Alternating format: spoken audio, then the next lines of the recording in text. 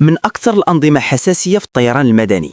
واش كان ممكن تخيلوا أن المملكة غادي تولي جزء من الحلقة العليا في السلسلة الصناعية العالمية اللي كيتحكم فيها عدد محدود جدا من الدول؟ واش اللي كيوقع اليوم مجرد توسع استثماري عادي ولا بداية تحول صناعي عميق كيعاد فيه تموقع المغرب داخل الاقتصاد العالمي؟ الجواب ماشي بسيط، لأن اللي كيوقع اليوم ماشي مصنع واحد وماشي اتفاقية وحدة، بل منظومة كتشكل بهدوء ولكن بثقل استراتيجي واضح. مجموعة سافران عنات على استثمار كيقارب 320 مليون يورو، أي ما يعادل تقريبا 370 مليون دولار، لإنشاء خط تجميع محركات ليب 1A ومركز صيانة MRO قرب كازابلانكا. وفي الوقت نفسه ترأس صاحب الجلالة الملك محمد السادس نصره الله مرفوقا بولي العهد الأمير مولاي الحسن مراسم إطلاق مصنع أنظمة عجلات الهبوط داخل ميد بارك ايروسبيس سيتي، وهو حدث كيحمل دلالات اقتصادية وسيادية عميقة كتجاوز القيمة المالية المباشرة للمشروع. باش نفهموا الصورة كاملة خاصنا نفهموا شنو معنى محرك طائرة في الصناعة العالمية. محرك ليب 1A اللي كيخدم طائرات بحال ايرباص A320 نيو وبوينغ 737 ماكس كيتكون من عشرات الالاف من القطع الدقيقة، وكيشتغل في درجات حرارة وضغط مرتفعين جدا، وكيعتبر نتاج تكنولوجيا مواد متقدمة، ديناميك حراري وهندسة رقمية دقيقة. القيمة السوقية للمحرك الواحد كتوصل لعشرات الملايين من الدولارات حسب العقود والمواصفات، وبالتالي خط بطاقة 350 محرك سنويا ماشي رقم بسيط، بل إدماج مباشر للمغرب في دورة إنتاج عالمية كتقاس بمليارات الدولارات سنويا. المشروع مقسوم لجزئين استراتيجيين، الأول هو خط التجميع اللي كيمثل المرحلة الصناعية المباشرة، والثاني هو مركز صيانة MRO اللي كيمثل المرحلة الاقتصادية الأكثر استدامة، لأن صيانة المحركات كتخلق مداخيل متكررة طيلة دورة حياة المحرك اللي يمكن توصل ل 20 سنة أو أكثر، وسوق الصيانة عالميا كيقدر بعشرات المليارات سنويا. ومع نمو الأساطيل الجوية العالمية الطلب على هذه الخدمات غادي يبقى قوي لعقود قادمة. ولكن السؤال الأعمق هو: واش المغرب اليوم غير منصة تجميع ولا جزء من تحول صناعي أوسع؟ الجواب كيحتاج تحليل سلسلة القيمة كاملة. في الصناعة الجوية القيمة المضافة الأعلى ما كتكونش دائما في التجميع، بل في تصميم المكونات، البحث والتطوير، تصنيع الأجزاء الحساسة والتحكم في التكنولوجيا. المرحلة الحالية كتدخل المغرب في مرحلة تجميع نهائي واختبارات وضبط جودة، ولكن التحدي الحقيقي هو رفع نسبة الإدماج المحلي وجلب موردين من الدرجة الثانية والثالثة باش جزء أكبر من المكونات يتصنع محليا، وبالتالي ترتفع القيمة المضافة الوطنية ويتعزز الميزان الصناعي. من زاوية جيوسياسية اختيار سفران للمغرب ماشي صدفة. بعد جائحة كوفيد العالم الصناعي اكتشف هشاشة سلاسل التوريد الطويلة المعتمدة على آسيا. توترات بين الصين وأمريكا زادت من رغبة أوروبا في تنويع مواقع الإنتاج. مفهوم نير شورينج أصبح استراتيجيا، يعني نقل الإنتاج إلى مواقع قريبة من أوروبا مستقرة سياسيا وبكلفة تشغيل تنافسية. والمغرب كيقدم مزيج نادر من هذه العوامل: موقع جغرافي قريب، اتفاقيات تجارة حرة، استقرار مؤسساتي، وبنية لوجستيكية قوية، حيث ميناء طنجة المتوسط عالج عشرات الملايين من الحاويات سنويا وأصبح من بين أكبر موانئ المتوسط، وهو عنصر أساسي في أي صناعة كتعتمد على تدفق دقيق للمكونات. الحدث الملكي المتعلق بمصنع أنظمة الهبوط كيضيف بعد آخر للموضوع. أنظمة الهبوط من أكثر الأنظمة الحرجة داخل الطائرة، وأي خلل فيها غير مقبول. والمصنع الجديد غادي يشمل تشغيل ميكانيكي عالي الدقة، تجميع أنظمة معقدة، اختبارات صارمة وتصديق عالمي، وهو مخصص لطائرة ايرباص A320 نيو، ما يعني أن المغرب اليوم كيتحمل مسؤولية صناعية مرتبطة مباشرة بأمان الملايين من المسافرين حول العالم. الرسالة واضحة: المملكة ما بقاتش تركز فقط على جذب الاستثمارات، بل على بناء منظومة صناعية متكاملة. القطاع الجوي المغربي اليوم كيضم أكثر من 150 شركة وكيشغل حوالي 25 ألف مهني مباشر، وصادراته وصلت تقريبا ل 2.8 مليار دولار في 2024. ولكن الأهم ماشي الرقم الحالي بل الاتجاه، لأن الصناعة الجوية كتخلق تأثير مضاعف للاقتصاد. كل وظيفة مباشرة كتولد وظائف غير مباشرة في الخدمات، اللوجستيك، الصيانة والتكوين. التحدي الأكبر في المرحلة المقبلة هو الرأس المال البشري. الصناعة الجوية كتطلب مهندسين وتقنيين متخصصين بدرجة عالية جدا، وأي نقص في المهارات يمكن يبطئ النمو. لذلك الاستثمار في التكوين، البحث العلمي وربط الجامعات بالصناعة كيصبح عنصر مركزي في المعادلة. السؤال الاستراتيجي اليوم هو: واش المغرب غادي يبقى منصة التنفيذ الصناعي ولا غادي ينتقل تدريجيا لموقع أكثر تقدما داخل السلسلة، ربما مستقبلا إلى تطوير مكونات حساسة أو حتى المشاركة في البحث والتطوير؟ الفرق بين الاقتصاد القائم على التكلفة والاقتصاد القائم على المعرفة هو الفرق بين التبعية والقيادة. اليوم المغرب دخل نادي الصناعات المعقدة، وغدا غادي يتحدد واش غادي يصعد درجة أخرى في سلم التعقيد الصناعي. هذه المشاريع ماشي فقط مصانع، بل اختبار لقدرة المملكة على تثبيت موقعها في صناعة عالمية حساسة واستراتيجية. المستقبل ما كيهبطش من السماء، كيصنعوه الدول اللي كتقرر تطلع ليها، والمغرب اليوم بدا كيطلع بثبات نحو السماء الصناعية العالمية. لكن باش نفهموا إلى فين غادي المغرب فعلا، خاصنا نخرجوا شوية من الإطار الوطني ونشوفوا الصورة المقارنة، لأن الصناعة الجوية ماشي ساحة فارغة، كاينين لاعبين كبار سبقونا بعقود. تركيا مثلا عندها صناعة جوية قوية واشتغلت لسنوات على تصنيع مكونات حساسة، بل حتى تطوير منصات عسكرية خاصة بها. بولندا وأوروبا الشرقية كذلك عندهم حضور قوي داخل سلاسل التوريد الأوروبية، خصوصا بحكم قربهم من ألمانيا وفرنسا. السؤال هو: فين كيقع المغرب وسط هذه المنافسة؟ الميزة المغربية ماشي في الحجم حاليا، ولكن في الموقع. المغرب كيستافد من قربه الجغرافي من أوروبا، من استقراره السياسي ومن اتفاقياته التجارية، وهاد العناصر الثلاثة كيخليوه يقدم عرض صناعي جذاب للشركات الأوروبية اللي كتبحث على تقليص المخاطر بدون مغادرة الفضاء الأوروبي الموسع. تركيا مثلا عندها خبرة تقنية عالية، ولكن عندها تقلبات جيوسياسية مع أوروبا. أوروبا الشرقية عندها موقع قوي، ولكن تكلفة التشغيل فيها بدات كترتفع. المغرب هنا كيقدم توازن، تكلفة تنافسية، استقرار، وولوج سهل للسوق الأوروبية. هاد المعادلة هي اللي خلات صافران توسع وجودها، ماشي مرة واحدة ولكن على مراحل. أولا شراكة محركات، ثم مركز صيانة، واليوم مصنع أنظمة هبوط. هاد التدرج كيبين أن الثقة الصناعية ما كتبنيش فجأة، ولكن كترسخ عبر الأداء والجودة والالتزام. ولكن خلينا نرجعوا للتحليل الاقتصادي الدقيق. شنو تأثير هاد المشاريع على الميزان التجاري المغربي؟ قطاع الطيران اليوم كيصدر حوالي 2.8 مليار دولار سنويا. إلا اعتبرنا أن خط المحركات ومصنع أنظمة الهبوط غادي يزيدوا من حجم الصادرات تدريجيا خلال السنوات المقبلة، نقدروا نشوفوا القطاع كيتجاوز 4 مليار دولار في أفق متوسط إذا استمر الزخم. ولكن الأهم من الرقم هو طبيعة الصادرات، لأن تصدير مكونات عالية التعقيد كيخلق قيمة مضافة أعلى بكثير من تصدير مواد أولية أو منتجات منخفضة التقنية. كل ما ارتفع التعقيد ارتفعت الهوامش وارتفعت القدرة على الصمود أمام التقلبات. ثم كاين عنصر مهم آخر: الأثر المضاعف. كل وظيفة مباشرة في قطاع عالي التقنية كتخلق ما بين 2 إلى 3 وظائف غير مباشرة في اللوجستيك، التكوين، النقل والخدمات.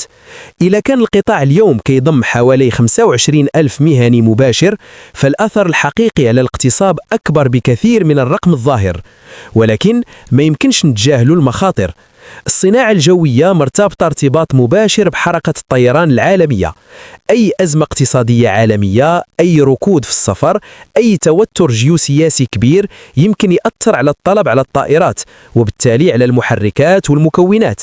هذا الشيء كيطرح سؤال مهم: واش المغرب كيخطط لتنويع أعمق داخل القطاع؟ يعني مثلا تصنيع مكونات من المواد المركبة المتقدمة، دخول مجال الأنظمة الرقمية للطيران، الاستثمار في البحث والتطوير المحلي، تطوير شراكات جامعية صناعية أعمق. لأن المرحلة الحالية قوية، ولكن المرحلة المقبلة هي اللي غادي تحدد واش المغرب غادي يبقى لاعب متوسط ولا يصعد لمستوى أعلى. من زاوية استراتيجية خاصنا نفكروا في أفق 2035-2040. العالم غادي يشهد تحولات كبيرة في الطيران، محركات أكثر كفاءة في استهلاك الوقود، تطور الطيران الكهربائي والهجين، تشديد معايير الانبعاثات الكربونية، رقمنة الأنظمة الطيران بشكل أوسع. السؤال هنا: واش المغرب غادي يكون غير موقع تجميع لتكنولوجيا كيتم تطويرها في الخارج، ولا غادي يشارك تدريجيا في تطويرها؟ باش يتحقق السيناريو الثاني خاص استثمار قوي في البحث العلمي، حماية الملكية الفكرية، تطوير مهندسين متخصصين في الديناميكا الحرارية والمواد المتقدمة، دعم الشركات الناشئة في مجال الطيران، لأن السيادة الصناعية ما كتجيش غير بالمصانع، كتجي بالمعرفة. السيناريو الأول، المغرب ينجح في رفع نسبة الإدماج المحلي، يجلب موردين إضافيين ويطور قدرات هندسية متقدمة. في هذه الحالة يمكن يتحول إلى قطب صناعي جوي متكامل في إفريقيا والمتوسط، وتصبح الدار البيضاء والنواصر مرجع إقليمي في المحركات وأنظمة الهبوط والصيانة.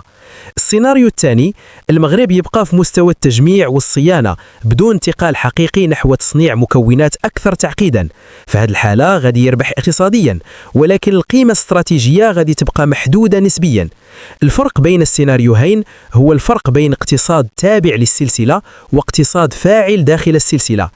اللي مؤكد اليوم أن المغرب تجاوز مرحلة جلب مصانع بسيطة. المغرب اليوم كيدخل في صناعة فيها محركات، أنظمة هبوط، اختبارات دقيقة، شهادات مطابقة دولية. وهذا الشيء ما كيوقعش الصدفة، كيوقع برؤية طويلة المدى، كيوقع باستقرار، كيوقع باستثمار في البنية التحتية، كيوقع بقرار سياسي واضح أن الصناعة المتقدمة هي رافعة للسيادة الاقتصادية. اليوم في القصر الملكي التوقيع ما كانش مجرد بروتوكول، كان إعلان عن مرحلة جديدة، مرحلة فيها المغرب ما كينافسش فقط في التكلفة، ولكن كيبدا ينافس في الثقة، والثقة في الصناعة الجوية هي أعلى رأس مال ممكن. دابا السؤال ليك انت، واش كتعتقد أن المغرب غادي يصعد للمرحلة الموالية ويولي فاعل صناعي متكامل في مجال الطيران، ولا المنافسة العالمية غادي تحدد سقف معين لهذا الطموح؟ اكتب لنا رأيك في التعليقات، ولا عجبك هذا التحليل العميق الطويل دير لايك وسبسكرايب وفعل الجرس باش تبقى متابع التحولات الصناعية اللي كتعيد بها صياغة موقع المغرب في الاقتصاد العالمي، حيث المستقبل ما كيهبطش من السماء، كيصنعوه الدول اللي كتقرر تطلع ليه.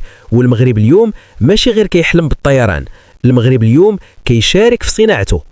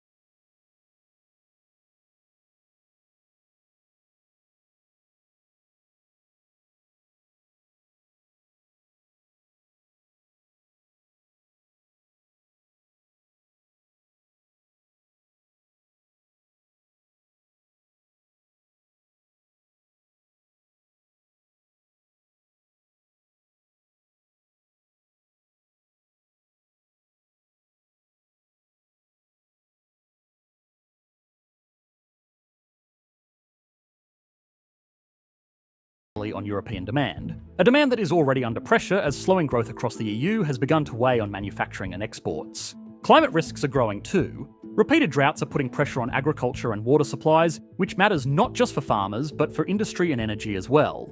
Then there's the most serious internal challenge: jobs.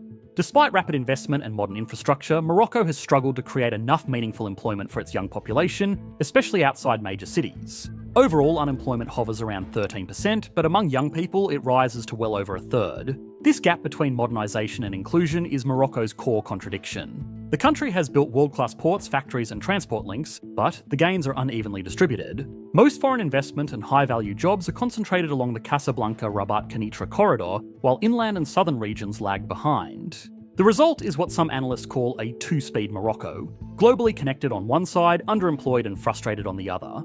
And that tension has begun to surface politically. Youth-led protests over jobs and inequality have spread across major cities, echoing a broader pattern seen across the global south. For now, Morocco's stability is holding, but long-term resilience will depend on whether growth translates into opportunity at scale. There's one final challenge too. Right now, Morocco excels at assembly, components and mid-value manufacturing. That's a huge achievement, but to sustain growth over decades, it needs more than just production lines. It will also need more engineering, design and high-skill work at the local level. So this is Morocco's real test going forward. It isn't just about exporting more. It's about turning that success into broad-based employment, climbing further up the value chain, and making sure new opportunities are felt well beyond its main industrial corridors. If you want to understand why most African countries never reach this stage and why Morocco might be an exception, we made a video breaking down the deeper institutional reasons Africa remains poor, based on research by MIT economists. You should be able to click to that on your screen now. Thanks for watching, mate. Bye.